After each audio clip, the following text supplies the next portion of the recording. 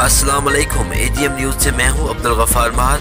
آئیے آپ کو راجن پور لیے چلتے ہیں، جہاں پر ہمارے رپورٹر ملک ارشد سے سینئر نائب صدر ضلع راجن پور سردار عطا اللہ خان مزاری گفتگو کر رہے ہیں۔ عطا اللہ مزاری، سینئر نائب صدر ضلع راجن پور PTI سے۔ مجھے الحمدللہ PTI کو اللہ نے کامیابی دی، لوگوں کی امیدیں ہیں، انشاءاللہ امیدوں پر عمران خان پورا اترنے کی کوشش کریں گے۔ جیسے آپ کو معلوم ہے کہ پچھلی حکومتوں نے لوٹ مار کے خزانے میں کچھ نہیں چھوڑا۔ انشاءاللہ جیسے جیسے خزانے میں پیسے آئیں گے، عوامی نمائندے کو پیسے ملیں گے، ترقیاتی کام آپ کو نظر آئیں گے انشاءاللہ۔ ہمارا ضلع راجن پور بے شک پسماندہ ترین ضلع ہے، وہ تحصیل رجحان جس سے میرا تعلق ہے، سب پنجاب میں سب سے پسماندہ ترین تحصیل ہے۔ یہاں سے ہمارے ڈپٹی اسپیکر پنجاب اسمبلی سردار دوست محمد خان منتخب ہوئے ہیں۔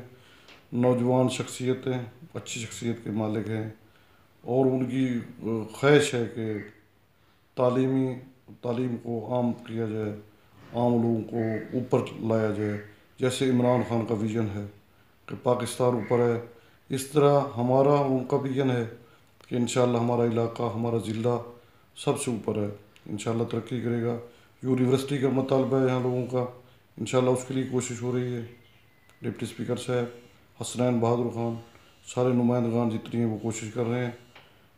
اس کے بعد تحصیل رجحان میں بھی اس طرح یہاں کوئی پل بنایا گیا ہے خلیفہ برج کے نام سے، اس کے لیے بھی کوشش ہے۔ وہ اگر اس کی اپروچ روڈ وہ بننی ہے، وہ اگر بن گئی تو انشاءاللہ رحیم یار خان اور رجحان ساتھ مل جائیں گے، اس میں بھی رجحان کو ترقی ہوگی۔